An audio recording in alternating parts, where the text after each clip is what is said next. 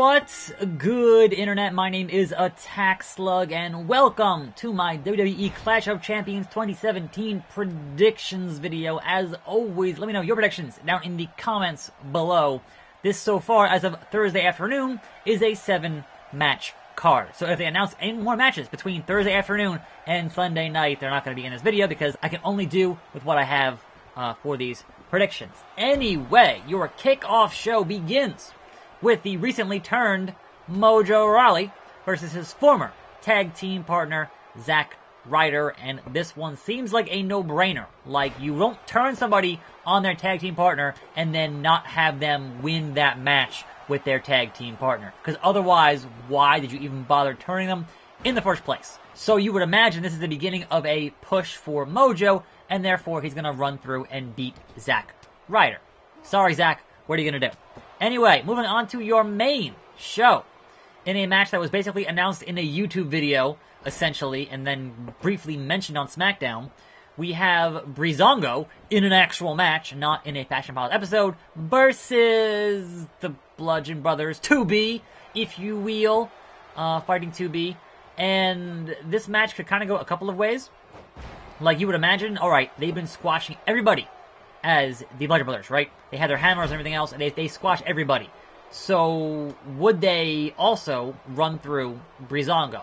Or, do you have an actual serious competitive match? Or, do you have a comedy match a la Breezango versus the Usos from like last year, right?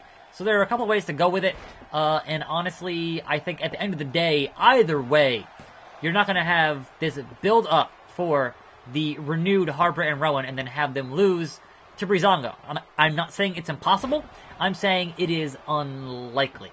So, Bludgeon Brothers for the win. By hook or by crook. But hopefully, I'm hoping for a fun comedy match. But we'll see. We'll see. Anyway, moving on to our titles, because it is Clash of Champions. Not Clash of the Champions. That was WCW. Clash of Champions. We have your U.S. Phenomenal Forearm title. Your current champion, the Lone Wolf, Baron Corbin, versus the glorious one, Bobby Roode, versus the show-off, Dolph Ziggler. And I feel like Dolph Ziggler is only in this match to take the pinfall, because they don't want to pin Corbin to keep him strong, and they don't want to pin Roode to keep giving him more momentum, right? So the pinfall will be eaten by Ziggler. The question, though, is who? Honestly, I could see them putting the belt on Roode, not having Corbin get pinned, and then continuing a Roode and Corbin feud with Roode as the new U.S. champion. So I'm going to go Bobby Roode for a glorious U.S. title reign on SmackDown for, at least a month or so. Who knows? We'll see. But hey, they could always just leave it on Baron Corbin, but what on earth is Baron even doing anyway? So I say get the belt off him for a little bit, and try to shake things up if you can. Anyway, moving on to another multi-man title match. You have your SmackDown tag team titles with your champions, the Usos. The Day One is H. You have the New Day. Now, will the third member of the New Day be at ringside and be a factor in this match? I don't know. You have Chad Gable, Shelton Benjamin, who are doing some good work lately. And it's Rusev Day! You have the Bulgarian Brute Rusev and the Bard Aiden English in a fatal 4-way tag team matchup. I don't think it's tag team turmoil. I think it's just actually still tagging rules in this matchup.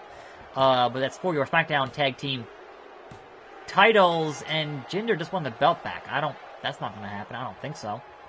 Clean, though. No Singh Bros even assisting him. What in the blue hell? Ushigoroshi. Phenomenal forearm. And no, Jinder. No. Just, you had your tour of India. I think you can go back to the mid-card now, if you will. We'll get to that in a minute here. Now, number one, I think all of these 4 teams have been doing phenomenal work in the SmackDown tag team division, right? So I think anybody could be a victor here in this match. I think it is unlikely that Rusev and Aiden English will win, only because they got the upper hand on SmackDown in the go-home show toward this pay-per-view. And usually, if you get the upper hand on the show going into the pay-per-view, that means that you're going to lose at the pay-per-view. That's kind of how wrestling typically works. Anyway, so I think, honestly, as much as I like the Usos being champions, I think give it to Shelton and give it to Chad Gable and have them have a little bit of a run with it, and then, back to the New Day or back to the Usos or whatever. I think it's very likely that Rusev or Aiden English will take the pinfall here in this matchup. And, I don't know. I mean, it's obviously possible it could go back to the New Day. It's possible it could be retained by the Usos. But I'm saying, give us a bit of a twist here and have Gable and Benjamin be your heel tag team champions. And have the faces chase after the belt. Anyway, moving on to this match, which is the Queen, Charlotte, your SmackDown Women's Champion, versus Paws Out, Claws Out, Natalya, the crazy cat lady. And honestly, the match that I probably care the least about on this card, it could be good. I've just never really been interested in Natalya as a wrestler. She's always just passable, and just stop letting her talk because she's not very good at sounding like a human being when she talks. But that's kind of neither here nor there in a wrestling match, right? So, match could be alright, but I think it's pretty much easily that you retain the belt with Charlotte, keep her as the SmackDown Women's Champion, and keep having different heel challengers, or because this is a lumberjack match, or lumberjill match, if you will, then there's always the potential, there is still the potential of Carmella cashing in Frankie, the Money in the Bank briefcase. So, whether or not the match gets won by either woman, the title could go home with Carmella on Sunday night. But I'm saying just in the match itself, pinfall goes to Charlotte. Anyway, then we have our most convoluted sports entertainment match of the evening. It is the Viper, Randy Orton. It is the King of Strong Style, Shinsuke Nakamura, in a tag team match. Playa Hala Hala versus Kevin Owens and Sami Zayn, with count 'em, two special guest referees. We have your GM, Shane McMahon, your Commissioner, Shane McMahon, and your GM, Daniel Bryan, as two dueling referees, and it's gonna be confusing and convoluted and annoying, and the stipulation here is that if Zayn and Owens do not win this match, they will be fired from WWE entirely. And they've done those kind of things again and again, and then, they bought a ticket. They're in the front row. Like, it just happens a lot. So I feel like it's probably going to happen again. So either there's some kind of a turn here with Shane or Daniel where they do a heel thing, and then they're feuding, even though they won't clear Bryan to wrestle. And that allows the heels and Owens and Zayn to win the match. Or they have them lose to Nakamura and Randy Orton and then finagle their way back into a contract, or Steph hires them for Raw, or, some kind of convoluted thing.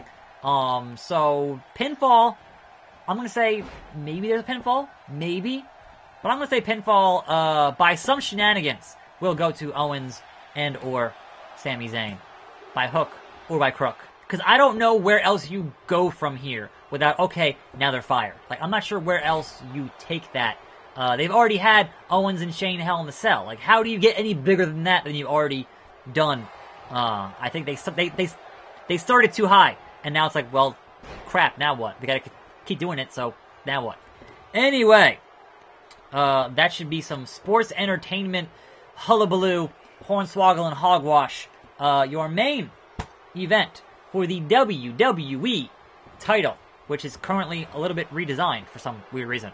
Your champion, the phenomenal AJ Styles, the champ who runs the camp, the face who runs the place, etc., etc., versus the modern-day Maharaja, Jinder Mahal.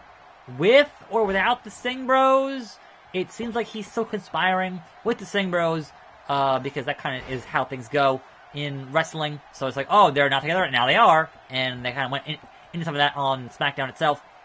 But I see no reason, even with Singh Bro interference, I see no reason to get the belt back off of AJ now that you've already had your India tour and had Jinder lose to Triple H on your India tour. You keep the belt on AJ, you have Nakamura win the Rumble, and they go to Mania and put on a 5, 6, or 7-star match. Whatever. It should be great.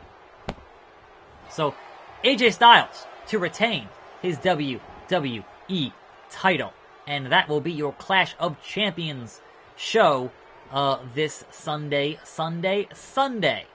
Again, let me know your thoughts on who's going to win down in the comments below. I am your host, Attack Slug. More videos every single day.